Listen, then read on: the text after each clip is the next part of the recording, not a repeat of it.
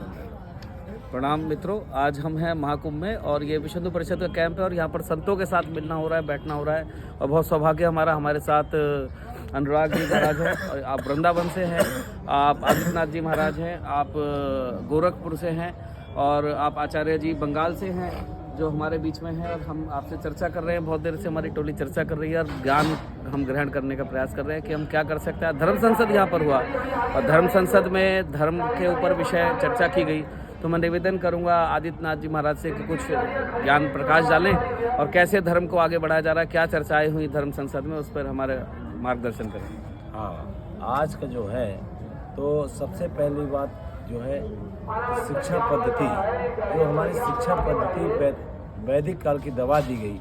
जैसे पुरानी शिक्षा पद्धति है, नालंदा विश्वविद्यालय है, जो वैदिक सिस्टम है, जो हमारे विश्व से, जो हमारे यहाँ के तिब्बत से पूरे मानव को ले जा करके और अन्य देशों में काला पानी में छोड़ दिया गया 80 जल जहाज़ों में, जो हमारे गुरुकुल की पुस्तक में दिया हुआ है ना।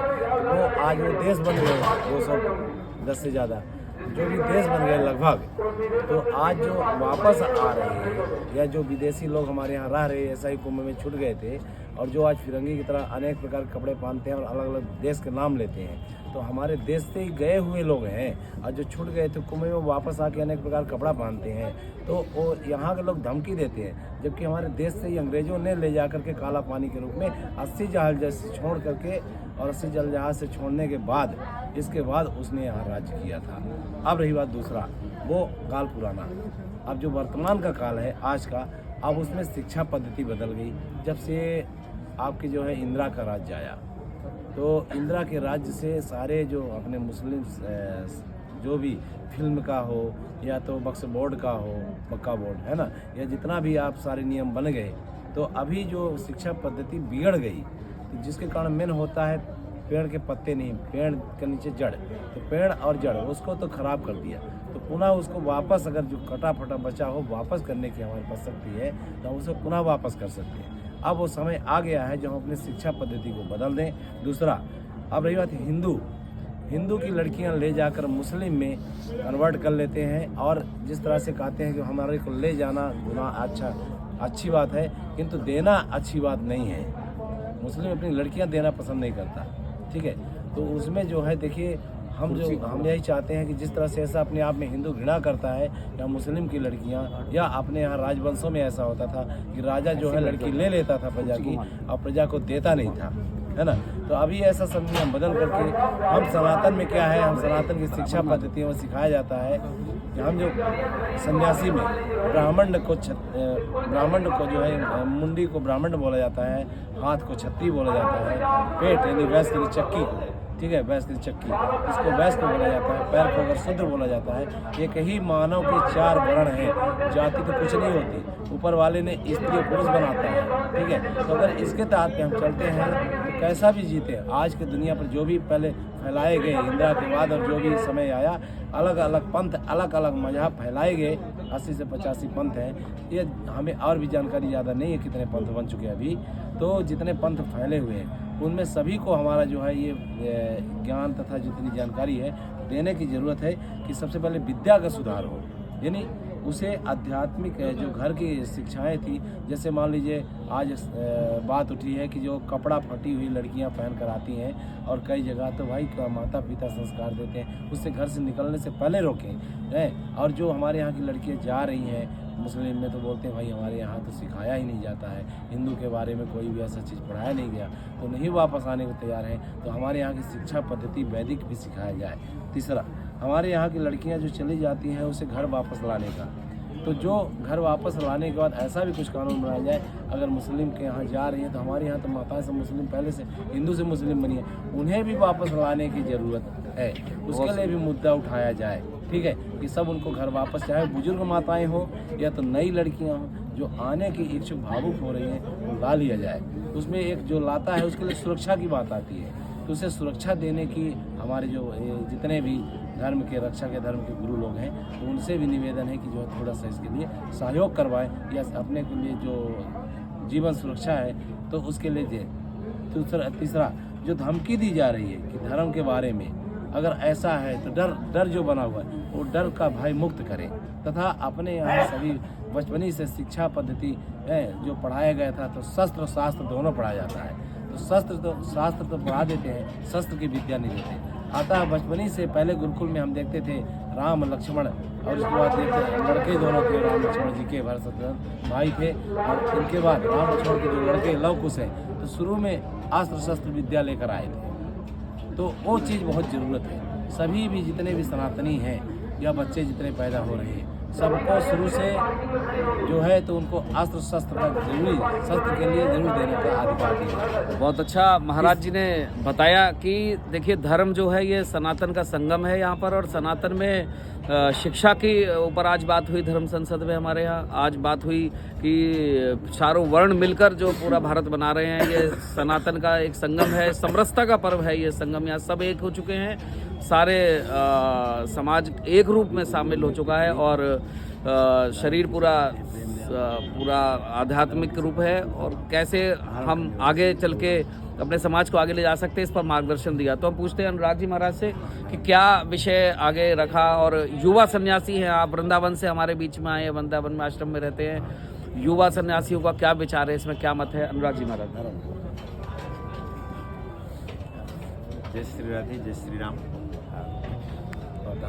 आज पूरे दुनिया में इस बात की चर्चा हो रही है, और आज हमारा सनातन उत्थान की ओर फिर से बढ़ रहा है, और आज ये बहुत बड़ा विषय बन चुका है सभी के समक्ष। आज हमारी सरकार केंद्र में है, एक प्रकार से कई राज्यों में बीजेपी की सरकार है, जो एक प्रकार से कह सकते हैं सेकुलर है, पर हमें उनका ज़्यादा से ज़्यादा समर्थन भी यथासंभव मिल रहा है। तो सबसे बड़ी बात है, आज हमारी सरकार है, आज हमारा सनातन उत्थान की ओर बढ़ रहा है, लेकिन इतना कुछ होने के बावजूद भी आज हम इस भारत देश में अपने आप को असुरक्षित अनुभव कर रहे हैं। इनका क्या कारण है? तो हमें इस ओर पहले ध्यान देना चाहिए। उनके बाद कहीं ना कहीं हमारी जो शिक्षा पद्धति है, जो आज लोगों को बताया जा रहा है, इसमें ये भी कारण है, हमें शिक्षा पद्धति में थोड़ी सुधार लाने की ज़रूरत है। जो आपस का भेदभाव है ऊपर से लेके नीचे तक, ब्राह्मण क्षत्रिय वैश्य शूद्र, ये शुरू से कर्म के अनुसार हुआ करते थे, लेकिन हमने इसे जन्म के अनुसार बना दिया, और इसी कारण से हमारा समाज एक प्रकार से पंगु हो गया है। ये पहले भी कर्म से थे, आज भी कर्म से होने चाहिए, आगे भी कर्म से रहने चाहिए। बस हम अगर इसमें इतना बदल दें, और क्योंकि आज हम देखते हैं जो पिछड़े जाति के लोग हैं, जो दलित समाज है, जो आदिवासी है, वो टूटते जा रहे हैं, वो अलग अलग धर्म में, पंथ में, मजहब में जाते जा रहे हैं। क्यों? क्योंकि इस धर्म में उसे उस प्रकार से अधिकार नहीं दिया जाता, उनसे भेदभाव किया जाता है। वो खुद नहीं समझ पाते कि हमारा क्या दोष है कि हमें जीवन भर इस प्रकार से कोसा जाता है, वो समझ नहीं पाते, और थोड़े से लोभ में, प्रलोभन में आकर चंद वस्त्र और धन के लिए वो अपना धर्म परिवर्तन कर देते हैं। तो जब हम अपने ही लोगों को नहीं संभाल पाएंगे, तो हम दूसरों से युद्ध कैसे कर पाएंगे? आज हमारे ही सनातन में कई सारे पंथ बट गए हैं, और वो सभी पंथ आपस में एक दूसरे से अलग हैं। तो हम जब तक अपने आप को एक नहीं कर पाएंगे, तब तक हम दूसरों से युद्ध नहीं कर पाएंगे। बहुत अच्छी बातें जो हमें अनुराग जी महाराज ने बताई कि बटोगे तो कटोगे। मतलब अगर हम समाज को एक रूप नहीं कर पाए, और संत समाज जाग खड़ा हुआ है, समाज के सभी वर्गों को साथ लेकर चलने के लिए संत समाज तैयार है, और पूरा हिंदू समाज भी तैयार है, सभी को साथ लेकर चलने के, सब एक हैं। ये संदेश आज अनुराग जी महाराज ने दिया। मैं निवेदन करूँगा,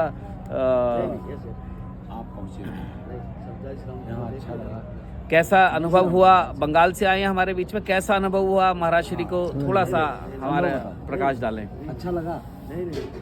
बहुत अच्छा लगा। इतना बोल दीजिए, हम बाद में बोले। नहीं, ठीक है। अच्छा। जय श्री राम। बहुत अच्छा। आज को महाकुंभ से, इस सनातन के महापर्व से हम जुड़े हैं। तो एक अंतिम टिप्पणी के रूप में मैं पूछना चाहूँगा कि क्या संदेश है? अभी आज के यहाँ जो है तो हमारी बैठक में कुछ हमारे और भी मित्र बंधु लोग मिले है ना, संत समाज में।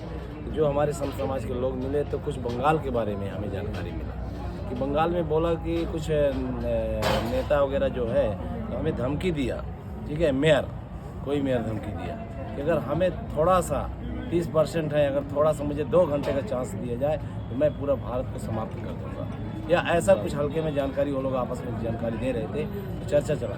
अगर ऐसा हो अभी भारत में अपने समय वर्तमान में रहते हुए और अभी से धमकी दे रहे हैं तो आए दिन पता नहीं क्या होगा। ऐसे बहुत सारे घटनाएं सामने आ रही है, तो जिसमें अपनी सुरक्षा के लिए अगर हमारे यहाँ के शासन प्रशासन अगर कुछ कदम नहीं उठाती है तो बहुत ज़्यादा इसके लिए निंदनीय है। दूसरा, हमारे लिए अगर घर वापसी का भी ये प्रावधान उठ रहा है, बहुत ज़रूरी है। जैसे कि माताएं बहनों को वापस किया जाए, ठीक है, जो आने को तैयार हैं, और जो वापस लाता है मुस्लिम की 2-3 महिलाएं जो वापस लाने को तैयार है नहीं वो, तो उन सब को कोई ना कोई सुरक्षा दिया जाए, ठीक है। दूसरा, हम चाहते हैं ना कोई बटे न कटे हैं, तो जो बटे कटे का ये सब विचार बना लिए जितने पंथ मजाब के हैं, बिल्कुल इन सबको एक पेड़ के अनेक पत्ते अनेक डाल हैं, तथा पेड़ में हम पानी डालें, पेड़ को ही ज्ञान करें, पेड़ को मजबूत करें, है अतः यही सब बात की बात है। बहुत सुंदर महाराज जी ने कहा कि जड़ में पानी देने की जरूरत है। हम सब एक हैं और नेक हैं और पूरी दुनिया हमारे साथ है। सर्वे भवन्तु सुखिनः, सर्वे सन्तु निरामया का संदेश इस महाकुंभ से। जय श्री राम, भारत माता की जय, वंदे मातरम। ठीक।